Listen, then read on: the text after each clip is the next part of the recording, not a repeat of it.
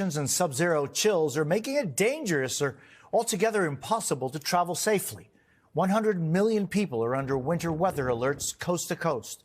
Lake effect snow has hamstrung parts of the Midwest, and blizzard-like conditions have stranded drivers and all but shut down Buffalo.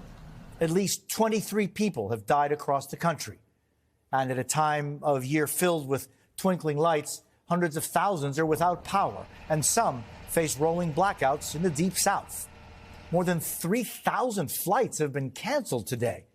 And in a moment, why it will take days to unsnarl the massive travel mess this storm has created. But we start with NBC's Shaquille Brewster, braving brutal conditions in Michigan. Shaquille. Jose, state police are still having to close some major roadways here as this lake effect snow continues to pound this area. For some of those who lost power in this storm, they're being told it won't be restored until Monday as these frigid temperatures take hold across the country.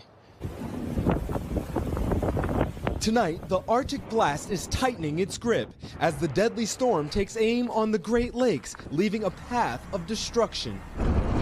Rescues on flooded streets in New York City, pileups on icy roads in the Midwest, and massive amounts of snow.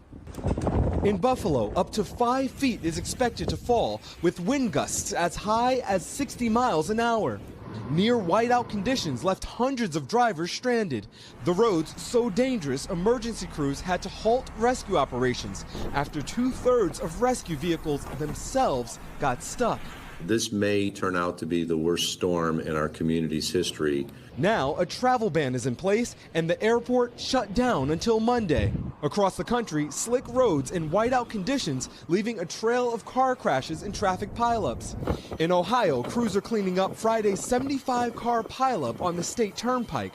Kentucky's governor pleading with drivers to stay off the roads. We are having dozens upon dozens of accidents across the state, interstates. As soon as we get them cleared, we have another issue somewhere around the state. The weather not just wreaking havoc on travel, but on electric grids. Nearly 500,000 are without power, with rolling blackouts in several states, including Kentucky, Tennessee, and North Carolina. 60 million Americans across more than 21 states are now under wind chill alerts, with lows below freezing expected as far south as Florida and Texas, where just across the border from El Paso, thousands of migrants are stuck braving temperatures that dropped into the teens overnight. Mucho frío. They're desperately waiting for the end of Title 42, which would make it easier to claim asylum in the United States. It's been so cold that people, I step outside and they say, please, let me in, even if they're standing room only. For now, they're stuck waiting for the dangerously cold weather to pass.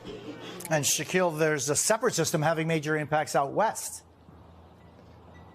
That's right, Jose. The Pacific Northwest dealing with a mix of rain, snow, wind, and ice. A layer of ice falling in Seattle, leading to road closures and delays at the airport. And in addition to cancellations at Seattle's airport, Alaska Airlines announcing cancellations of most flights from Portland because of freezing rain.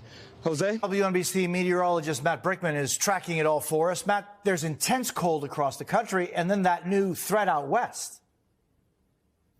Jose, we're watching this storm coming in off the Pacific Northwest, capable of delivering heavy rain, could be dangerous ice and snow. And snow, as the story continues to be, throughout the Great Lakes. We've seen this in the lead up to the weekend, and it will continue through the weekend. Heavy lake effect snow around Buffalo and Watertown that could leave 3 to 5 feet by the time the storm wraps up on Tuesday.